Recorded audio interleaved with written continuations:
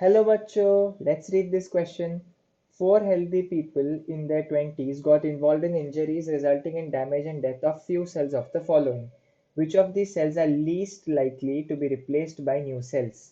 A. Liver cells, B. Neurons, C. Malpighian layer of skin या D. Osteocytes.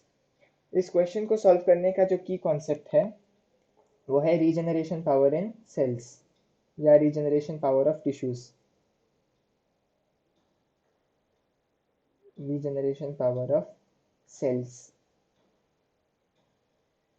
हमको पता है कि जो एपिथेलियल सेल्स होते हैं वो सबसे क्विकली रीजनरेट हो सकते हैं,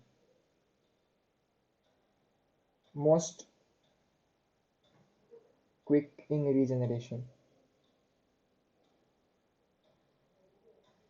लेकिन जो न्यूरल सेल्स है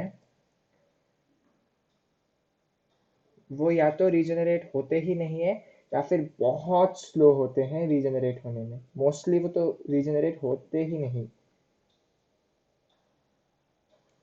क्योंकि वो इतने हाईली स्पेशलाइज सेल्स होते हैं कि एक बार जिन नर्व से आप पैदा हुए हैं उसके बाद आपकी जो न्यू न्यूरल सेल्स है वो बनते नहीं हैं. और यदि हम ऑस्टियोसाइट्स की बात करें, यदि हम यहाँ पर लिख रहा हूँ मैं, यदि हम ऑस्टियोसाइट्स की बात करें तो ऑस्टियोसाइट्स एक्चुअली क्या होते हैं? बोन सेल्स होते हैं. ये कंटिन्यूसली कन्वर्ट होते रहते. कुछ तो होते हैं ऑस्टियोक्लास्ट, कुछ होते हैं ऑस्टियोब्लास्ट. इन दोनों के बीच में कंटिन्यूस इंटरकन्वर्शन होता रहता है. ऑस्टियोक्लास्ट होता है बोन को डिसॉल्व करने वाला और ऑस्टियोब्लास्ट होता है बोन को बनाने वाला. तो ये कंटिन्यूस इंटरकन्वर्जन है और ये जिस सेल से बनते हैं वो सेल इनको ज़्यादा मात्रा में जन्म दे सकता है. तो ऐसा नहीं है कि एक बार आपकी जो बॉडी का ऑस्टियोसाइट मर गया तो फिर नए ऑस्टियोसाइट्स नहीं बनेंगे. हाँ, वो जो ऑस्टियोसाइट मरा है वो डिवाइड नहीं कर सकता, लेकिन जिस सेल से ऑस्टियोसाइट बना है वो दूसरे ऑस्टियोसाइट्स को जन्म दे सकता है. तो ये कुछ हद तक रीजनरेट कर सकते हैं. जो आपके लिवर सेल्स है वो भी बहुत हाईली रीजनरेटिव होते हैं, can regenerate at good pace. यहाँ पर जो मैल्पिगियन लेयर ऑफ स्किन लिखा है, ये जो मैल्पिगियन लेयर है वो कुछ नहीं है, आपके स्किन में जो एपिडर्मिस है उसका एक लेयर होता है. स्किन के एपिडर्मिस में आपको ये लेयर मिल जाता है, मैल्पिगियन लेयर.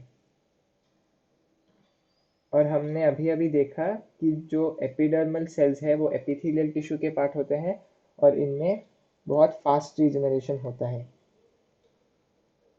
हमसे क्वेश्चन में पूछा गया है कि एक्सीडेंट होने के बाद कुछ सेल्स डैमेज हुए, इनमें से कौन सा सेल है जो कि सबसे कम मात्रा में नए सेल से रिप्लेस हो सकता है.